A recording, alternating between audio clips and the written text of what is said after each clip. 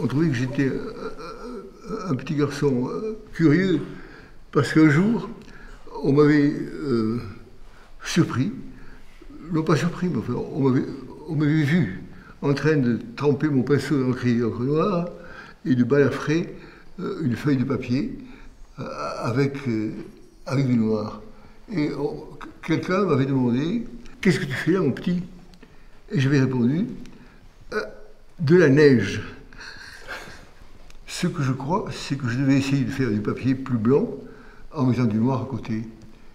Ce qui est d'ailleurs une certaine manière d'utiliser le noir qu'on n'imagine pas d'abord. Le noir utilisé comme manière de rendre le blanc plus blanc. Le blanc de la neige plus clair que le blanc du papier. Mais au fond, c'était déjà une manière de voir le noir différente de celle qu'on a maintenant. Le noir n'est pas noir. C'est la réflexion de la lumière par la couleur noire qui m'intéresse. Il y a deux manières de voir les choses. On peut les voir en disant, tiens, tout ça c'est fait avec du noir, c'est du noir. C'est vrai. Mais quand on regarde ces choses-là, si on ne voit que du noir, c'est qu'on a le noir dans la tête et non pas devant les yeux. Quand on regarde les yeux, on s'aperçoit qu'il y a une foule de couleurs différentes et même de couleurs de lumière qui varient suivant l'endroit où on se trouve. C'est-à-dire que la peinture que l'on voit est multiple. Elle est différente suivant le lieu d'où on la regarde. Ce qui importe, ce n'est pas ce avec quoi la matière elle-même, qui est celle qu'on croit être celle que j'emploie. En réalité, je ne travaille pas avec du noir, je travaille avec la lumière. Ma matière, c'est la lumière, réfléchie, dans le cas, par le noir. Au fond, ça n'a pas changé.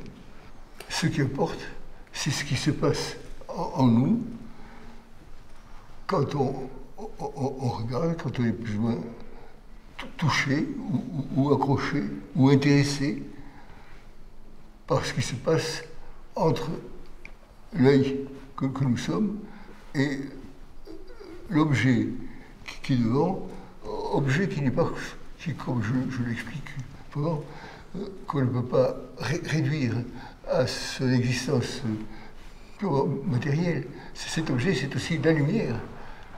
Et d'ailleurs, celui qui regarde se trouve dans le tableau, puisque s'il fait un pas de côté, ce n'est pas toute la même toile. Le spectateur, dans mon cas, comme je crois dans tous les cas des œuvres d'art, le spectateur est compris dans l'œuvre elle-même. Pour moi, la réalité d'une œuvre, c'est à la fois ce qu'elle est, mais aussi le regard qu'on lui porte. La vraie raison pour laquelle j'ai inventé ce mot d'outre-noir, c'est pour désigner ce qui atteint le champ mental de celui qui regarde. C'est une affaire de champ mental plus que, et même pas plus, avant d'être une affaire d'optique. Et quand on a des descriptions, on ramène tout ça à un phénomène optique. Mais l'art n'est pas là. L'art est dans le champ mental atteint par cet objet que l'on propose, qu'on appelle un tableau, que j'appelle un tableau. Ce que je cherche, je ne le connais pas d'avance.